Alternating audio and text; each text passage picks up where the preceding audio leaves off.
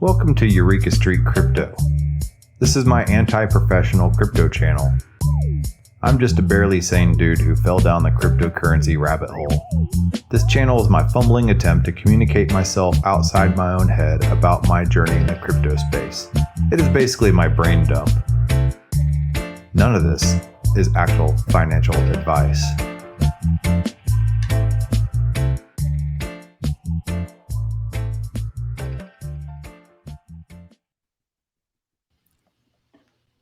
Well, that was kind of a stuttering and awkward intro. Yeah, but hey, that's how this show operates. We kind of operate on, or I operate on string, and that's how it goes. And welcome to Eureka Street Crypto. I'm Eureka John, and broadcasting live from Leander, Texas at 7:48 in the morning. It is December 23rd, 2021.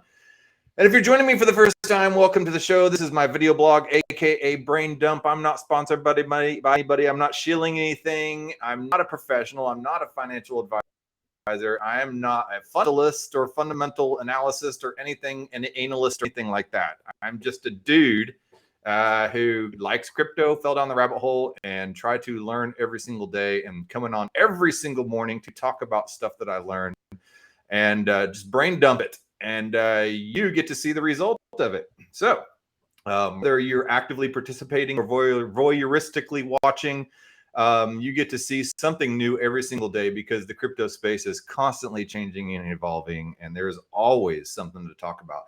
And speaking of which, I have today with me, I have pseudo-anon IDEX Intern, and he's been watching my little show for quite a while now.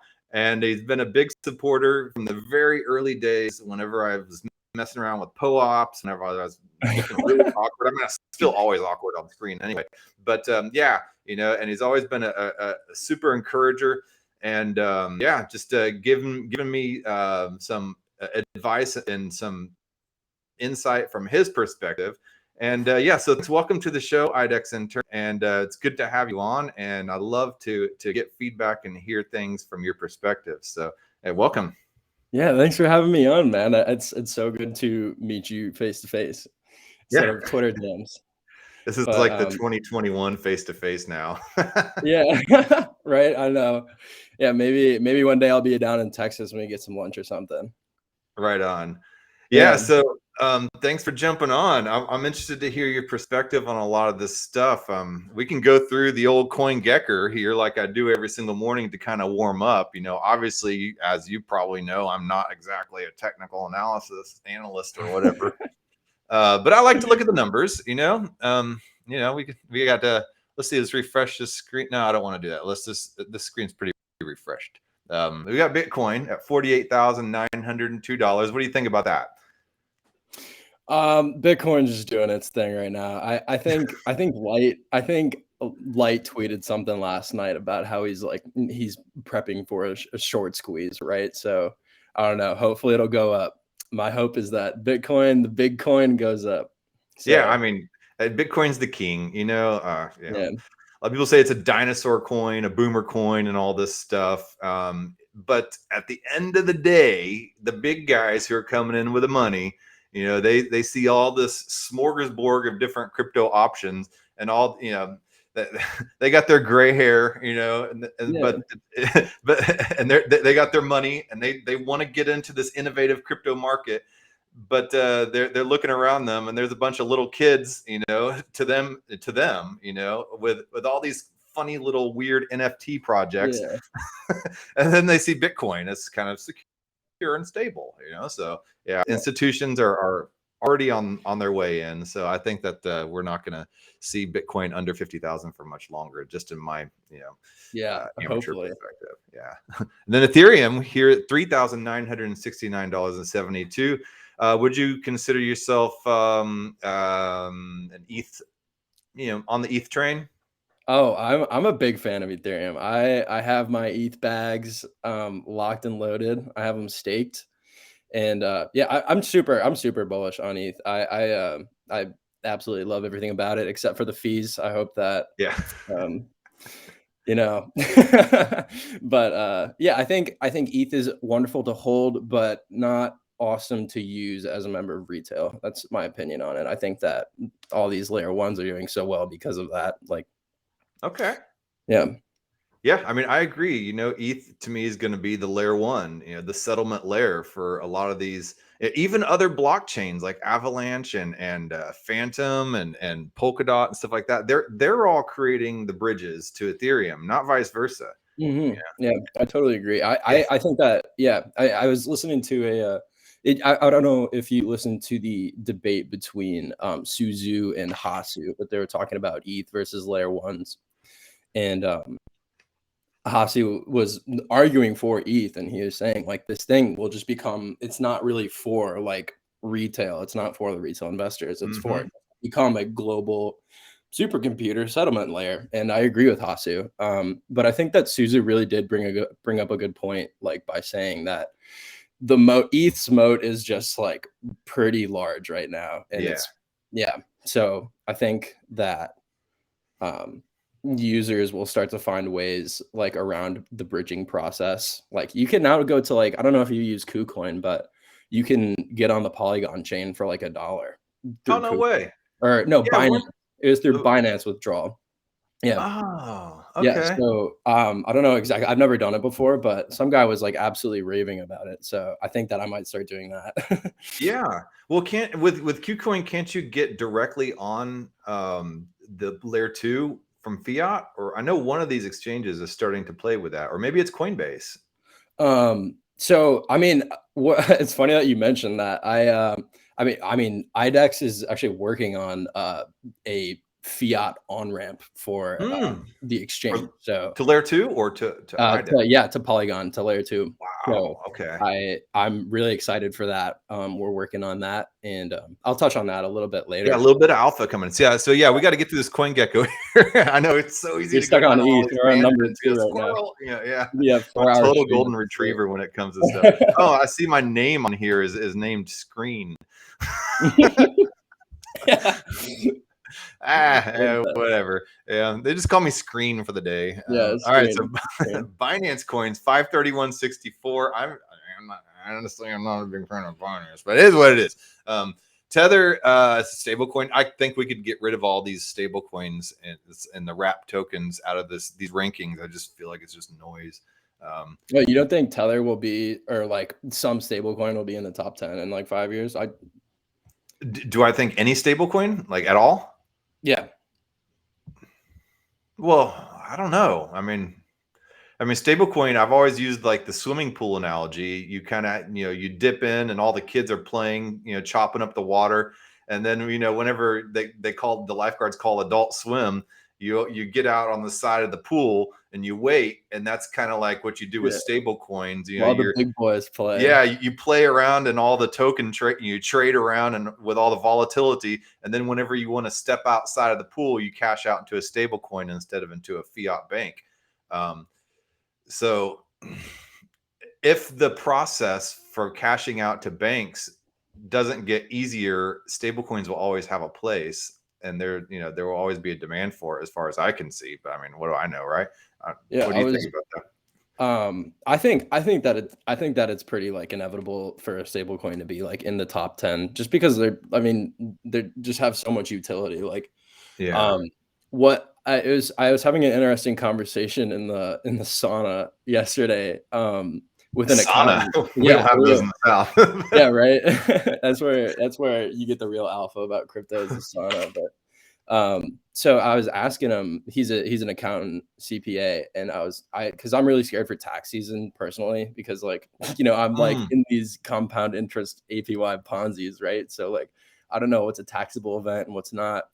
And I was asking him if switching and selling to a stable coin was a taxable event, or only going and selling to USD was a taxable event. And he didn't really know. He said it depends on how nice they were feeling that day. Yeah. So, yeah. Right now, I think that the ball's on anybody's court. Like my wife, she asked me, she's like, "What are you gonna do whenever they start claiming taxes and all this stuff?" I was like, "I don't know. At this point, nobody knows really what's going to be taxed and what's not going to be taxed and what the rules are. Congress is arguing about it. You have one side for it, and then another side calling everybody shadowy super coders and starting the mongoose coin. Yeah, I was like, so nobody's really settled on anything. When it comes around, I will talk to the tax people and negotiate with them, and let them know full transparency what I'm doing. And I've had to deal with the IRS before as well, and you just communicate with them, and usually, unless you get a total a-hole, they'll work out something with you. Okay, yeah, I hope. Yeah, I mean, I'm sure. hopefully they're human too. Yeah. Yeah, right. Exactly. I hope they don't. Yeah. They just not out to. Did Polkadot switch its symbol? Yeah, it looks like it. They got a new logo. So yeah. So we got Solana here in number 5. XRP, I don't know how it's still in the top 10, but it's a it's 98 cents. Killing there, man. I was doing much. Just hanging on for dear life. Dude, you got Cardano. Oh Yeah. man. $1.38. USDC, another stable coin. Terra, $90.29. Polkadot's number 10. Avalanche, $119.41. So yeah. Anyway, so let's get back to you here, and I want to hear a little bit about your crypto story and how you came about to even discovering crypto. You seem like a pretty young dude, so I wasn't exactly into anything financial or earning money when I was younger. It didn't, it's just, to me, it wasn't cool. So, but nowadays with NFTs and crypto and all this stuff, it is kind of cool. So I want to hear what your perspective on a lot of this stuff and what brought you. Yeah. So I began as like, I don't know, a Robinhood stock trader. Like I stock trader back when 99% of like equity prices went up in the 2021 year, or the 2020. And so like I kind of got like the hunger for like, I don't know, like gains when I bought some Tesla, and it just went on this absolute parabolic run. And I was like, wow, like you can, in these markets when the interest rates are so low, like it's pretty much up only, right? So yeah. So like that kind of got me interested in investing. And then as I kind of like delved more and more, I began like trading Bitcoin. And when I say like trading Bitcoin, like I mean like I was selling it for like $50 profit back when it was like $3,000, right? So like so naively trading like these crypto assets, right? So yeah, I kind of discovered crypto like in 2019, but I didn't really pay a lot of attention to it. I just held some Bitcoin ETH. Mm-hmm. And then I was on a hike with my father at Glacier National Park, and I was asking him about like crypto. I wanted to see what he thinks. He's like one of the smartest people I know. And he like sold me on Ethereum, like right there. He told me about what Ethereum did and like what he thought it would become. And I was like, why don't more people know about this? Like, this is huge. Like, this is so crazy. And then I slowly went down the crypto rabbit hole, and it's honestly all I can think about these days. Like, do you experience that as well? Like, oh yeah, I think like 4 out of the 10 thoughts I think are crypto. Yeah. So it's pretty like mind and time consuming, crypto is. It really is. Yeah. It covers so many disciplines. It covers so many, everything. It's just there.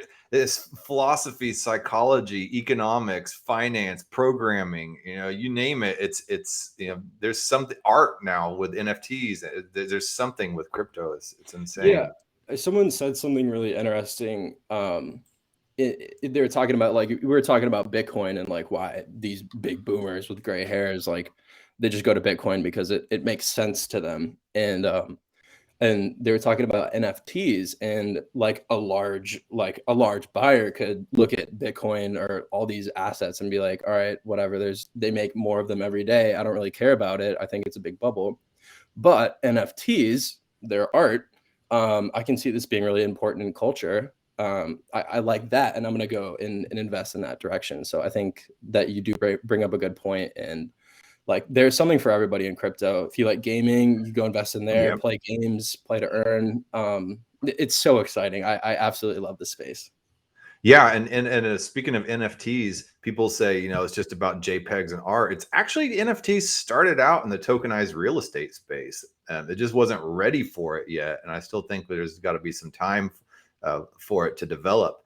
But and then the NFT, the tokenized real estate industry wasn't quite ready for NFTs yet, and then so they started making art with it, and then creating individual art and ownership in the metaverse, and then I think that the real estate space will come soon enough. This was an up only podcast that I was listening to like a while back, but they brought on Path ETH, right? Are you familiar with him? No, Path is like PATH. He's like a chart savant, like NFT trader, and write that down. Path ETH. Okay. And they brought him on, but there's this. So he said the next big thing is using NFTs to own a decentralized protocol, like make the ownership even more decentralized. So to become like a part of this, like I think it's a blockchain. I'll have to get the title to you, but basically you buy an NFT on OpenSea, and then that you buy a planet, you can buy a planet, you can buy a sun, and suns are like 5 ETH. A planet is like 1 ETH. And they're like, I think it's like, please research this if you're okay. This. See, articulating outside of yourself, even whenever you've read it or hear it, it's a big jumble. It is. Yeah, it's a learning process. Yeah, but I don't know if it's like you're running like, I don't think you're like running a node with the NFTs. I don't even think you can do that. But it's basically like a way to get more ownership and like make it more like user owned. So he was saying that'd be the next big thing. And then also, did you see what Croissant posted yesterday about the bakery?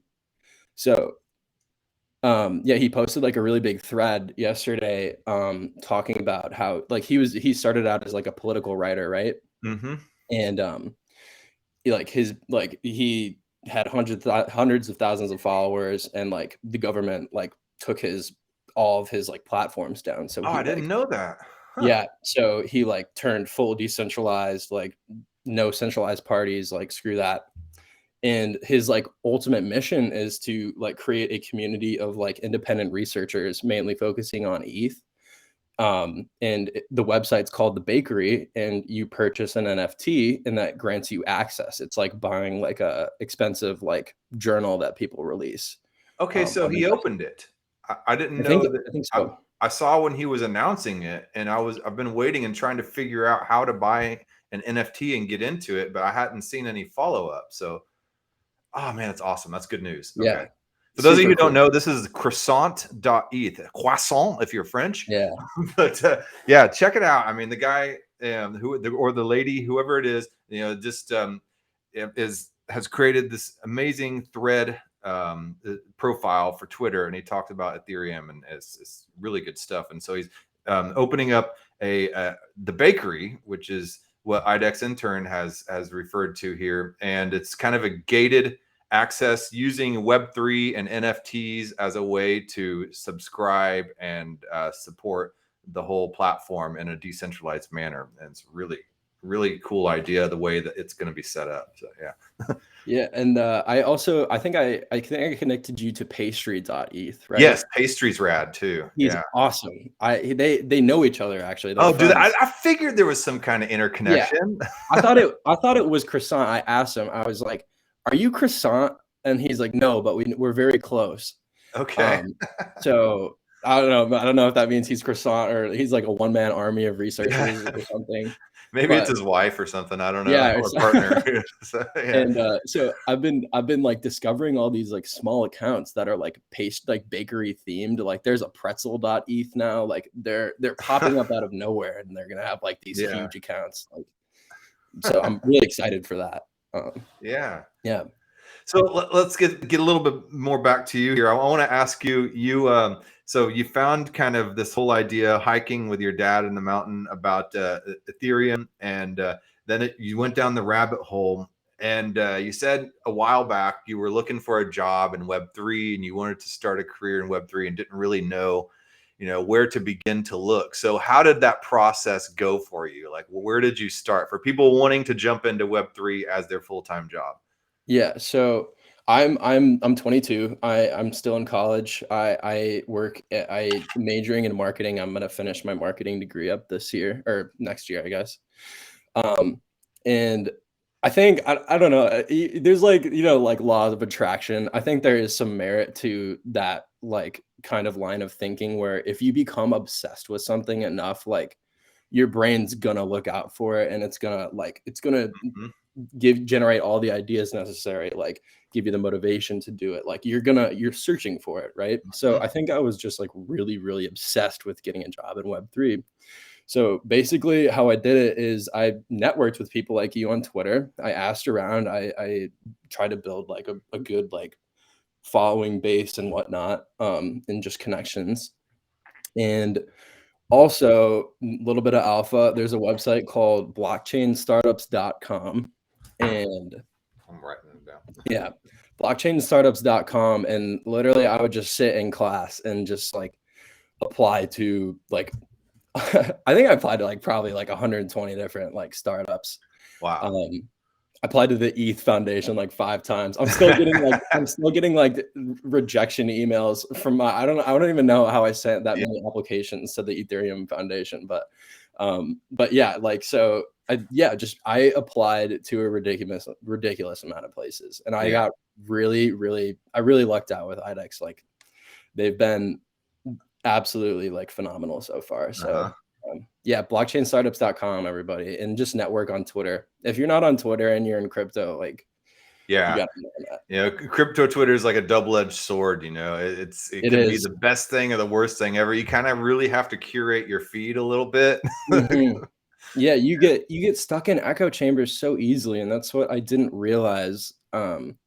Like when I was starting out, is that like, especially like you get like the Link Marine community. Like I'm a big fan of Chainlink, but Yeah, me too. Yeah. but like you can start to build these, you can follow a Mhm. bunch of people in the community, and like it's just hopium charts after hopium Oh charts. yeah. Yeah, Like for sure. it's a huge echo chain. So you definitely need to be aware of that on Twitter. But I also think it's like your Google for crypto, kind of like Yeah. all these people. I think someone made a metaphor of I think it was CL who made this metaphor of 4chan. He was on a 4chan like chemistry community, right? And there are these like world class like chemists that would just share their research and data all for free. And Mhm. this is kind of in crypto Twitter, you have a lot of idiots on there, but you also have like Mhm. literal billionaires like shilling you, and like you have Mike Novogratz like talking about like Luna and Woo, Mhm. and you've Light like literally calling the Pico top, and Mhm. like it's really handy, but there's some pitfalls. Yeah. I mean, you know, I always joke that I'm earning my YouTube degree in cryptography and stuff like that. But I mean, hey, you know, I learned a lot of stuff on crypto Twitter and YouTube. Yeah, And, YouTube yeah, University, baby. yeah, I've yeah. learned more from podcasts than I have from Oh yeah, 4 yeah. years of college. Exactly. You know, I went through 4 years of undergrad and 3 years of grad school, and I've learned more about, you know, like finance and economics and, you know, all this stuff and game theory just in, you know, through listening to podcasts and crypto Twitter. So Yeah, it's so awesome. So yeah, that's kind of like my journey. And then um so like yeah, I got an interview at IDEX, and they took me on, and Mhm. like the team is so passionate about what they do, and they're so hungry. I've absolutely loved meeting everybody. I Yeah, still have some people to meet. I'm excited to talk to the people on the development side. They're like more like yeah, kind of not closed off, but they're like less accessible to me because I work in marketing, right? But yeah. I'm excited to like be able to pick their brains on like how different protocols work and what they think. That's awesome. So an IDEX, you know, you got hired by one of the most OG dexes out there. You know, like I think Yeah, it's like literally. Bancor. It was the one of the original AMMs, and then IDEX right around there at the same time around 2017. So th- were you familiar with IDEX and the whole idea of hybrid liquidity and all this stuff before you jumped in? No. No, Okay. I was like, yeah, it was really funny. Like I had no idea like what IDEX was before, because I'm joined in 2019. So like I knew like what Uniswap was and like Sushi Swap, but I'd never like delved into it that deeply. But I'm really excited because they're like considered this boomer DEX, right? But they have this like cutting edge technology that's going to be able to disrupt like so much. So I'm really excited to talk about that. Yeah, I'm sitting here scrolling through the IDEX page right now, and honestly, I look at platforms like this with all these red and green, graphs and numbers, and when I first started looking at this stuff, I was so intimidated. I was just like, and I went went to Coinbase, or even Uniswap is really pretty self-explanatory and easy. Yeah. Then you open up something like this, and you're just like, Yeah, exactly. Can you log? So did you know? I mean, I guess from Robinhood, but Robinhood's also pretty easy to look at too. So how did you to learn about like order books and AMMs and all this stuff? Probably so AMMs. Like on my onboarding, like I like knew like very vaguely what all like the definitions were, but on my onboarding process, like I really hunkered down and like did the research, like researched my terminology and like to become familiar with how like an exchange works, and like how the order books work. Now, the order books, like I'm still learning because it's pretty like how market makers work, like how they put all the orders in. It's definitely sometimes a little hard to wrap your head around. But no, I really wasn't familiar with like the whole like the sushi swap, like vampirism, like kind of like the sushi forks, right? But yeah, it's been a really fun process of like really diving deep into like crypto terminology and how exchanges actually work. Okay, so you've kind of inundated yourself with all this terminology, and I mean that's kind of how you learn a foreign language. Is for instance, if you want to learn Spanish, one good way to go about it is to constantly have the Mexican radio on in your car, to where you're just hearing it at all times, and different contexts. I forget that it's like actually another language. Like you have to speak crypto. Like when I'm texting my friends, like it literally looks like I'll capitalize all the I'll like do ticker symbols and stuff and be like, this is going like, and my friends are like, what are you talking about, dude? Like, like I have no idea what you just said. But yeah, you have to be able to speak it to be in this industry. Yeah. So you're doing social media work in here, right? And you're kind of, I guess your description on your Twitter page is IDEX Intern, and you're the Twitter. How did you describe it? I can't remember what you're. I'm a full stack meme engineer. Full stack meme engineer. Yeah. So like I'm the baby intern, right? I'm the peon. I get coffees virtually. Yeah. And so like I'm doing social media, and I'm gonna try. I'm working under V, which is like the head of growth at IDEX, and he's like this 27-year-old like absolute like whiz. Like he started like this $3 million revenue startup like in college, like sold it, dropped out of college, and just is like worked as a contractor for companies and came across IDEX, and he's just an absolute beast. So I'm learning a lot from him and doing like business development, seeing how communities are built on Twitter, like how to create echo chambers, how are they formed, how to create echo chambers purposely, or like just understanding like the mechanism of like an echo chamber, and how they are formed. Probably not like intentionally create them. Yeah. I mean, I can see the use case of maybe somebody trying to intentionally create an echo chamber in order to promote their product. I don't know how ethical that is, but definitely not ethical. I mean, like I think that like most of these companies didn't like try to create echo chambers. Like I don't think like Sir Jay is like I'm gonna create this internet cult through my asset. Well, I mean, look at Chainlink Marines. Look at the XRP Army. Yeah, right. Like they're Digibyte, Yeah, they're absolutely dedicated. So I think having an echo chamber is probably beneficial to you, but ethical, I don't know. Yeah. Interesting. Exactly. So I want to ask, you're learning a lot about these DEXs and stuff and echo chambers.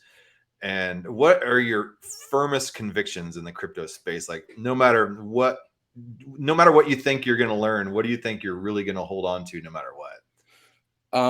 Okay, so first off, I think Chainlink, that's my chain agnostic bet. Like I think that there's a difference between price action of Chainlink and what's actually happening with Chainlink. Okay. And like if you see all the news that comes out, right? Like Google CEO will join the Chainlink advisory board, and Chainlink will dump, right? Like That's Eric Schmidt, right?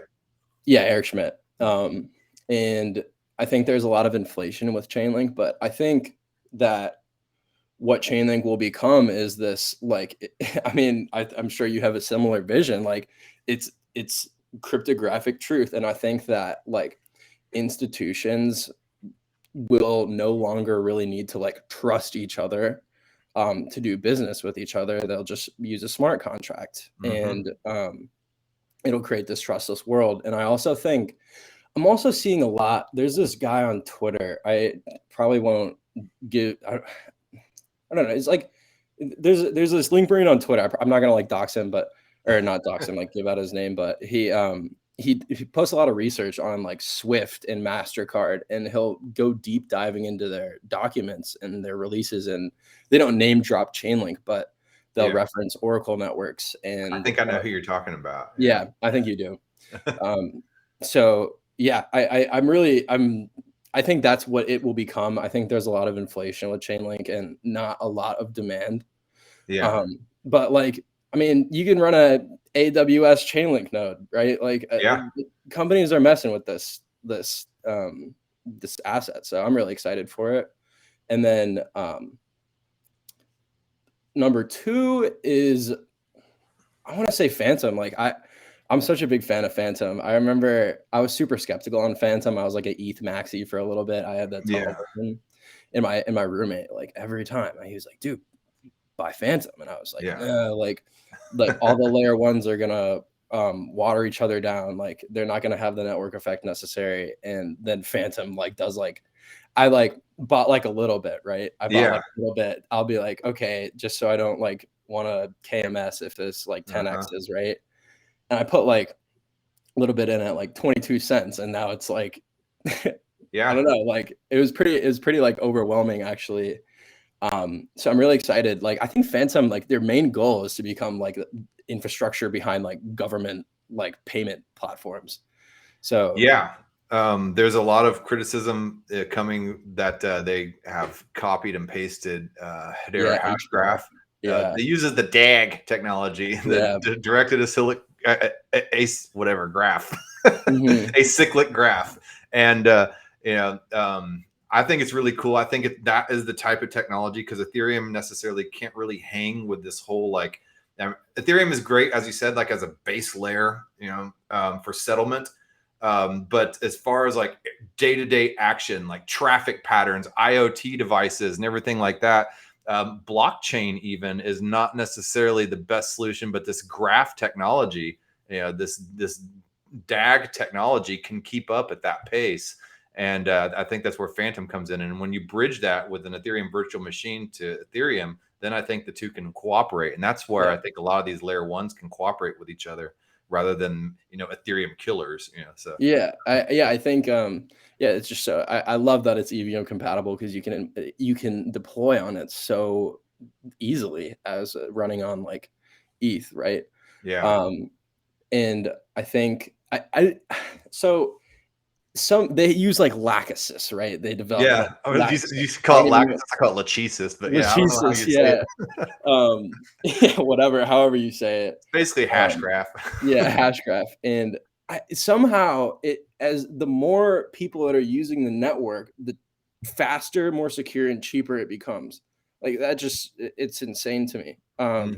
So I think that long term, I'm really excited, and short term for like what Phantom is doing. So I have messed around in that ecosystem, and I think I like, you buy, like there's this trend like layer ones go up, and then like popular dApps in the ecosystem will go up. Like you see, like Trader Joe follows AVAX, for example, like stuff like that. So I think getting good plays in the Phantom ecosystem, you could go on like Spirit Swap, Spooky Swap, and just kind of like see what you like.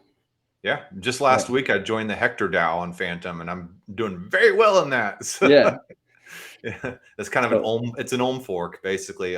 There's Ohm forks on every single one of these blockchains now. It's been interesting to watch. So, I was messing around with time. My friend was like, "You got to get some time, bro." I was like, "What are you talking about? Like, 70,000% APY compound interest? Come on, man." But so I like bought some. I put like $37 into time. I have like $10 in it, right? I bought it at like 8,000 and it's like 2,000 right now. So that's my Ponzi experience. I think I'm gonna hold it and just see. I mean, I'm involved in time. Wonderland.money is the website, and I'm like you said, I've seen some downward action, but then I think the APY is kind of correcting out a lot of that. So really cool mechanism. It is a cool mechanism. I'm mega bullish on Danny coins in general. Like Daniel Esteza. I don't know how to say. I don't know what that is. Daniel. So he's the creator of Spell, Iceberg, Finance, Icicle Finance, Popsicle. Oh, okay. I don't know that one. And then he also made Spell, which you're probably familiar. Okay. Yes. Yeah. So he's doing like so much stuff. So I think like he's building like a pretty large following of like, because he has like 3 huge communities, right? And then also the last asset that I'm really excited about is Spell. I think that I do believe in the Coinbase effect, and I really like their education like aspect of the protocol, or not the protocol, like the platform. And like when normies discover this like getting paid to take out a loan narrative, and it's like 2 cents right now, I think that is going to be like a crazy Coinbase effect. Yeah, it's funny because I wanted to play around on Wonderland, and I didn't. I dollar cost average in with my paycheck, and I try not to, spend too much into that stuff. But I was kind of broke before waiting for my next paycheck. I was like, man, but I really want to mess around with this. So I went over to Coinbase, and I've constantly done those educational videos and received little bits of crypto. Well, a long time ago, I did the compound finance one, and then the compound has since then blown up. So I had like a good chunk of change in compound tokens from Coinbase videos, and so I cashed it out and put it into Avalanche. Good. Since then, I've grown that bag quite a bit just from a free Coinbase video tutorial. Yeah, I've probably gotten like $80 from them. Like, like pretty, like not like pretty sizable, honestly. So I really like what they're doing, and I'm a big fan of the Coinbase effect, and also like if Phantom gets listed on Coinbase, which between that and like airdrops too. Have you received any like really good airdrops? Because I've gotten the 1-inch airdrop, I've gotten the Uniswap airdrop, I've got the ENS airdrop, and then you look in your wallet after it happens, and your mind just blows, and you're just like, whoa! And then you start finding out ways to grow that, and then I've done that as well. So anything that you've gotten your hands on?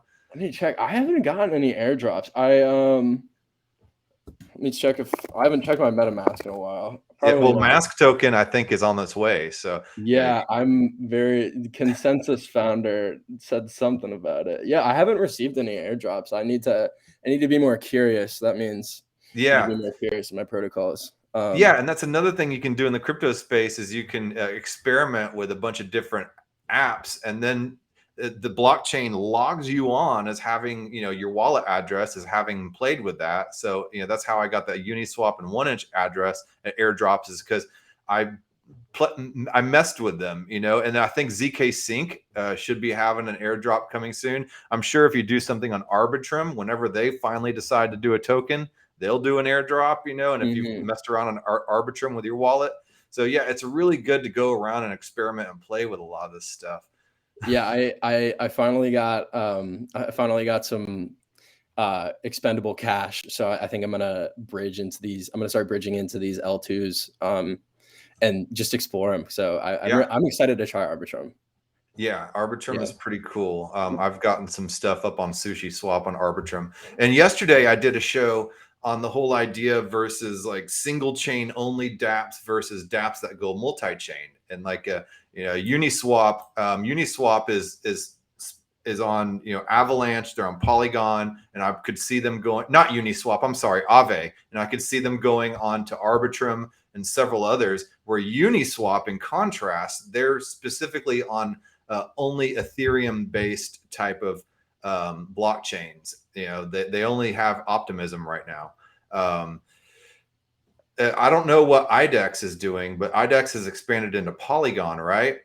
So to me, the future is kind of going towards multi-chain rather than just sticking on Ethereum type of blockchains, right? Yeah. So obviously, like doing decentralized exchange, like unless you're like wealthier than me on ETH is just like not viable. So we did deploy on Polygon a while ago. And the reason I asked them, I said, why can't we deploy on like 5 different chains at once? And they brought up a pretty good point. If you want to hit the launch exchange, John. Okay. They brought up a really good point in that right now we're giving out a lot of different like incentives, trading rewards. So like right now, IDEX pays you to trade just based on your volume. And okay. So like if we have the liquidity providing rewards are also, hopefully you can get in. Okay, awesome. And so like also we're IDEX version 3 is the first hybrid. Sorry, I was just reading this real quick. Let me just read this real quick and then continue on. So IDEX version 3 is the first hybrid LiquidX decentralized exchange combining a high performance order book with automated market AMMs. So that's the AMMs we've been talking about. IDEX allows traders to get the spreads, avoid failed transactions, provide liquidity, all real limit and stop loss orders. So their face I was talking about. All right, so you were talking about the rewards that are available. Yeah, so you can go to the farms over there, but so like basically we have to stay on one chain just right now while we are like kind of onboarding. Like we're trying to, like, our main goal is like user acquisition, right? So we want to concentrate those rewards into one place to incentivize like liquidity providing and whatnot. So like just to like start from like the beginning on my like whole IDEX spiel, right? So like the problem that like IDEX v3 is aiming to solve is that like like most decentralized exchanges that we use today, like they're Sushi Swap forks, and they're really high latency, low throughput, and they feature on-chain execution, right? And so so like they're really low throughput, they can't really handle a lot of transactions per second, and since they execute orders on chain with high latency, that's going to leave you as a trader, especially if you're trading with big volume, it's going to leave you vulnerable to front running, and also it's going to leave you vulnerable to front running. So we have this off-chain order book that takes in all orders and executes them off chain and will hold your money in a smart contract that kind of acts as an escrow agreement. So it executes all the orders and then sends them to the blockchain in the order that they were placed in. So you can't get front run. Okay. So, which is quite genius. And so it kind of acts as a little, not a side chain, but as a little depot station to kind of drop in your transactions, and then they gather them all up and take them for you on your behalf at that point. Yeah, exactly. And so like their goal here is kind of like trying to take the best of both worlds of a centralized exchange and a decentralized exchange. And I wrote a thread about this on my IDEX Intern account if you want to go more in depth for anybody watching. But like I was talking about how as we see this like kind of exodus from centralized to decentralized exchanges, you're going to have a lot of traders that are trading with big volume that are used to the interface that like a centralized exchange provides.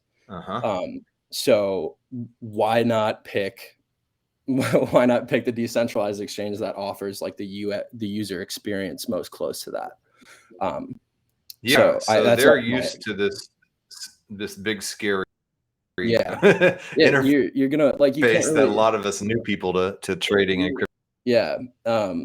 and so like it is a little bit like it's like when you use KuCoin for the first time, like you might be a little overwhelmed after using Coinbase if you're like a newcomer, but if I've been trading on Binance for 5 years, like I'm gonna want to be able to place a limit order. I'm gonna want to be able to place like I'm gonna be wanting to add stops, like this is it's a really cool interface, and it's really sleek and easy to use, I think. And just to like touch on this order book right here, so since the order book is so like hybrid liquidity, I'm like trying to articulate the jumbling. Like what hybrid liquidity means is that since it's like a traditional like exchange order book, and it uses like AMM pools, when you execute an order, it'll automatically, like, the algorithm will automatically combine you the best like combination of other people's limit orders and then the prices from the AMM pool to give you like the best price on your trade. So like the slippage won't be like too much. Okay, so let's back up a little bit. The difference between an order book and an AMM. All right, so order book is how exchanges traditionally, even in the stock market, did things where you would put in an order and you say, I'm Joe Blow, I have $50 and I want to buy, a share of, XYZ stock. So they say, okay, we got this. We need to find somebody selling that XYZ stock. We're going to match you two together. And then bam, they make the trade for you, right? Yeah, that was a really good way of explaining it. Yeah.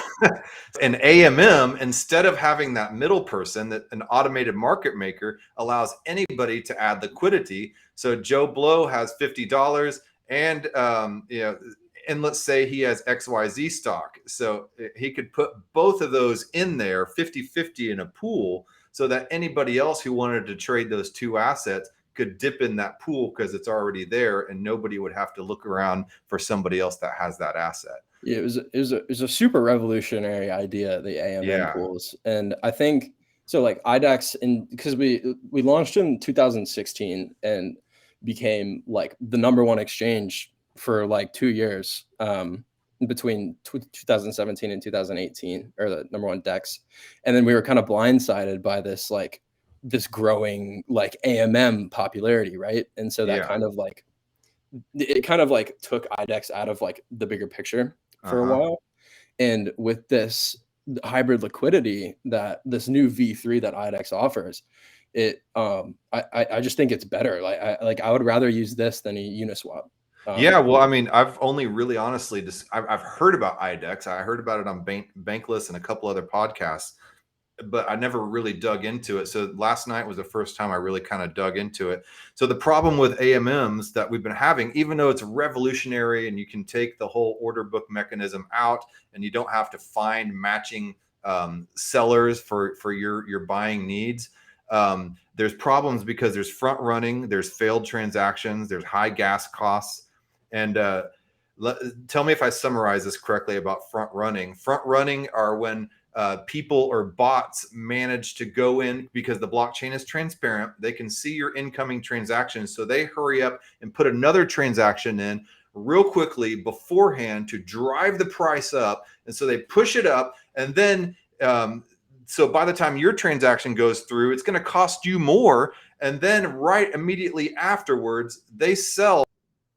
And then they get to sell at a higher price bought it for. Yeah, that was a wonderful way of explaining it. I think, that was perfect. I think one way that I like to think about it as well is like, say you're using like a centralized exchange and you put like and I put like a long for, I put a order for a 2.3K ETH long, right?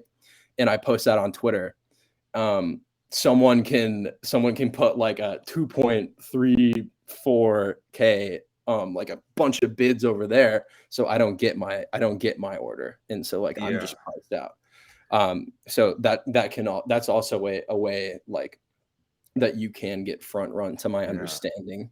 But the way you explained it, like that is totally valid. That happens. And I think that's because it's automatic, then there's really not a whole lot you can do about it. So what hybrid liquidity, in my perspective, if I'm understanding this correctly, it combines the best of both of those worlds, because the order book prevents front running because there's kind of somebody in the middle of it there. But then the automated market maker allows them to be able to utilize those mechanisms, at kind of at the end of the day when they batch process all those. So there's no front running. Yeah. You're pretty sharp with this. Wow. Okay. So cool. And so you've learned all this very recently, since you just got involved with IDEX? Yeah. So I started like late November, like November 20th. So I've been working for about a month. So yeah, no, so I think I saw the point where like the whole like IDEX vision just clicked for you. Didn't it just click right there? Yeah. Eureka moment. Yeah. You're like, wow, like this is going to disrupt a lot of exchanges. Well, I mean, you look at these farms too. I mean, there's some really good APY and some reward incentives going on right now. You get nutty APY on IDEX. Yeah. I love it. And there's some like 80,000 APY things out there on some layer 2 sleeve. I mean, that's really risky. I mean, IDEX is OG. It's been around for a long time. This is pretty reliable stuff here. And APYs this high on something this OG and reliable is pretty rad. So cool, right? And I can tell you nothing's gonna happen to your funds. Yeah, exactly.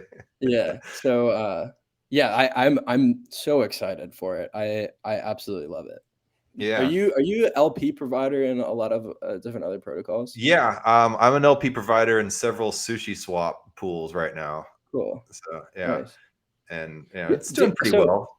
Yeah, I'm curious. Like, I was talking to a friend on Twitter over DMs, and we were talking about LP providing, and like he says he didn't like it because when the prices go down on one asset, like your other assets like kind of like fucked, right? Impermanent loss. Do you explain that to me a little bit? Yeah. So LP provider, for those who don't know, is liquidity pool providers. And when we talked about these automated market makers, these AMMs, and crypto's confusing because you dive in and there's just all these acronyms.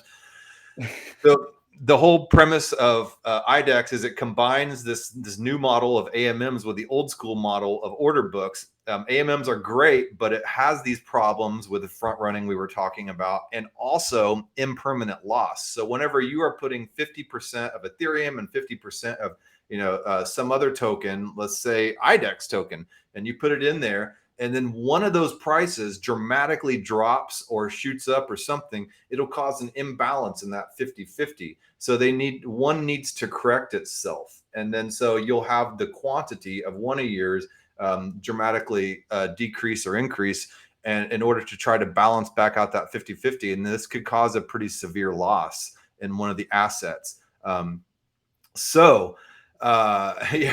It's called impermanent because as long as you don't pull out right at that moment, then there's no loss, and a lot of times the market will correct itself.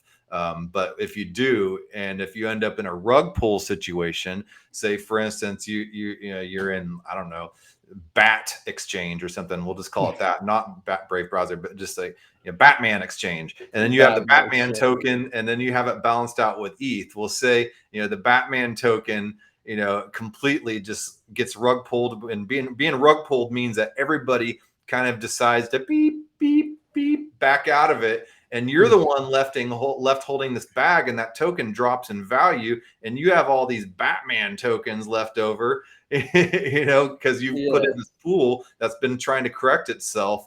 And then you're just stuck there with all these worthless Batman tokens while everybody else has cashed out and pulled out of the pool. Yeah, I have you. Situation. I have a funny question. What's been like your worst ROI of all time? I'll give you mine. Yes, Mine was please. Split. I've never even like go pull up the chart if you can. Like it's Split. actually Yeah. like Is it this out on chart is like CoinGecko? heinous. Yeah, it's on CoinGecko. It's like literally a heinous chart. I think it's ShopX or Split. It's one of the two. It's not even pulling up. Oh my god, really? Yeah, it might just be a zombie coin. Yeah, it's probably a zombie coin, but literally the chart just looks like the Chainlink ETH chart. It's just like literally like just like so bad. So I'm probably like negative 800% on that. Like Oh. There's something on Binance Smart Chain called Rug Zombie, and I interviewed the founder of Rug Zombie not too long ago, and they have a project out for all these people that got rugged on these liquidity pools, stuck with these tokens that they can't cash out. Well, they've created a protocol where you can sit there and deposit and stake those rug pulled coins that you've lost for impermanent loss in these liquidity pools. And then over time, an NFT will be minted, a Rug Zombie NFT. So you can at least get like a cool NFT made by an artist, out of those rug pulled tokens. And then I heard about that a while back. Yeah, and if that the NFT increases in value, then hey, you've kind of made your money back. Hey, watch like that one token, maybe it like wasn't actually a rug, maybe it was just performing bad, it just like moons and you're like have this yeah. NFT. I've got chance, but it could happen. Yeah, so yeah, I remember you asked what my NFT experience was. I bought I mean, you follow my like super Anon Twitter, so yeah, like it's like a Solana toad. That's like my Solana picture, right? toad. So Okay. I was too poor to like buy a ETH NFT, so I went to Solana, right?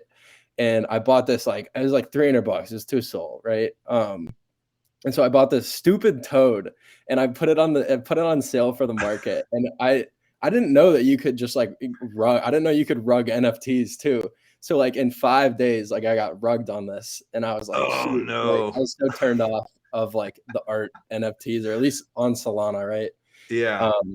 But kind of like this rug toad thing, but like probably not like an actual protocol. This guy like started a rug toad like new NFT line. So you like trade in your Solana toad and then you get a rug toad. So now I have a rug that's toad. cool. And I Yeah, had I mean, to at least spend it's having fun. A lot of this stuff has to be taken in good spirit. Like never invest more than you can afford to lose. Like just take everything with a grain of salt. And I like your attitude on that and the way you're approaching it.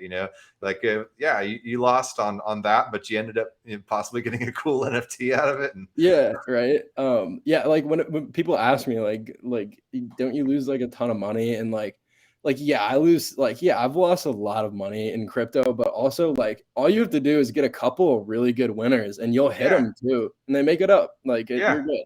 Exactly. So like $300, not a big deal in the grand scheme of things. Yeah, it's like the new video games almost. Yeah, exactly. Have you kind of delved into like the GameFi, like any like DeFi kingdoms or anything? Aavegotchi?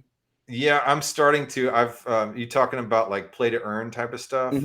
I'm getting into Dope Wars, and I want to do a whole episode just on Dope Wars. I don't even know what that is. Yeah, it's the paper token, and it hasn't launched yet. It's going to be launching here soon. But I've been exploring other ones as well. So obviously there's Axie Infinity, which is been in Aavegotchis who have laid the groundwork for a lot of this stuff. But there's a lot of really new cool stuff coming up. Yeah, I think. I mean, were you like ever a gamer, John? Well, way back in the day. You playing the Atari? Yeah, Super Mario, original, Nintendo 2. Yeah, I think like based on like me, like I love video games. Like and me seeing like I never played RuneScape, but like people still play it every day, right? And it's like old. It looks like shit. It's like a shitty game, but they have these virtual economies, and like like remember like World of Warcraft, like people were valuing the in-game currency so much that they had to take it away. Oh yeah, yeah. Yeah, People would right. make So, $30,000 a year just by becoming a fisher in that game. yeah, right. Yeah, I mean, the last like real game that I spent like binge playing was Metal Gear Solid way back in like Oh my. 2000. Okay. But yeah, I've played like some phone games and like Sid Meier's Civilization and stuff like that. That allow you to interact with some other people. Yeah. Yeah, I'm in like I see like Ubisoft is like partnering with like I'm excited to see these centralized gaming companies. Like I'm excited to see how they like merge with like Web3. Yes. Like maybe like I play a lot of Rocket League, right? Like maybe there would be like a Rocket League token where if you win a tournament, like you get a bunch of these tokens, right? And like you can buy in-game items. Or I guess it would be that's what they kind of do, right? It's Yeah. not like crypto. Was it Amy Wu, or I can't remember her name, that was just being interviewed on Bankless, and she was talking about, she's with Ubisoft, and it was just talking about the merge of like, they were talking about why gamers don't really want to get into the crypto space is because a lot of this stuff has already been, this whole crypto economics and stuff like that has already been done, and with higher fidelity graphics and everything in the gaming world, within their own respective silos. And then here we come with our little, crappy graphics and Yeah, slow right. interface. Yeah. Yeah, like I had a friend DM me like it looked like a game that I made like in like with like a help you software like in middle school. Like it looked like Yeah. so bad, and it was like I was like, but people get really hyped about it, right? Like this is play to earn, like this is going to be Yeah. really big. So I think like right now get in on the hype train, and then like Mhm. in the later years, like take your profits, and then in the later years, that's when like the real like the big games are gonna come, right? Yeah. Like those are the real play to earn games. Yeah. But I've invested in Gala games as well. Wilder World is another one that I bought some tokens for. And then, of course, there's Dope Wars. So, those are three that yeah, I think are going to do very well. And then the MGH made a Game Hub DAO. They're dealing with the real estate space and the metaverse. So, yeah. how do you think of MC, that game, that play to earn DAO? I don't know that one. Yeah, it's like if you're bullish on play to earn, like you have Yeah. to own this DAO token. Okay. Apparently. Well, send me the link to that. Yeah, I will. Yeah. Yeah, it's MC. That's the ticker. Okay. So yeah, you're like familiar with Pentoshi, right? Yeah, I've heard it. I don't really know Yeah. too much about it, but yeah. He'll like post like a thread and then like reference it like 5 months later when it like 50x'd, and he like right. So he wrote like for reference, he like wrote a Solana thread like at like $5. Like he has like he's a lot of followers. And he wrote an MC thread relative like a couple months ago. So definitely something to keep your eye on. Okay. Yeah. Well, hey, I'm in an hour here, and I hear my kids starting to wake up, so I got to go, be a dad. Yeah. But I appreciate you coming on. This is I normally keep this to 30 minutes. Yeah. There's so much stuff to talk about, and then we start going down this gaming rabbit hole, and then you're throwing out these names that I need to look up. I mean, it just goes to show there's always so much homework to be done in this space, and that's what keeps me like waking up every single morning so passionate about this, is because every day my mind's freaking blown. Yeah, every day. It's awesome. Yeah, I thank you so much for having me on. It's so good. Dude, you're welcome anytime. Yeah, I was worried. I was like, dude, I don't know if I'm gonna be able to talk for 30 minutes. Like now now I can talk for 3 hours. Yeah, seriously. Like if you want to come on, and you give some of your points, you're welcome to do this whenever you want. Like maybe do some picks. So yeah, for sure. IDEX Intern picks. I don't know. Yeah, my monthly picks. Yeah, yeah, for sure. Right. But on. Yeah, definitely keep an eye out for. I'm going to be posting a lot more threads, being really active on the IDEX Intern account, and yeah, IDEX tell people where they can find you. What's up? Tell people where they can find you. So you can find me on Twitter. It's no spaces, all lower caps, IDEX Intern, and that's I have like 40 followers. I joined this month, growing account. So yeah, we're having a good time there, and yeah, just shoot me any questions. You can DM me. I DM back, so I'm a pretty friendly guy. So yeah. Yeah, you are. You're definitely friendly, and you're definitely helpful, and you offer some good insight with a lot of stuff. So I appreciate it. Yeah, thanks, and, man. I'm going to play the outro, and I will see you on the flip side. Yeah, see you on the flip side.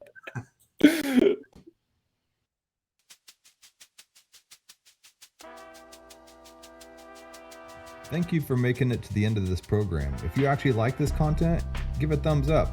And if you want to hear more, just hit the subscribe button. I'm available on YouTube, Odyssey, and BitChute, and on all the major podcasting platforms in audio version. Spotify specifically. If you would like to follow and leave a review, that would help a lot. I am also available on Twitter at EurekaJohn1. That's EUREKA John, JOHN, and the number 1. My DMs are always open. Feel free to shoot me a message. Thanks again.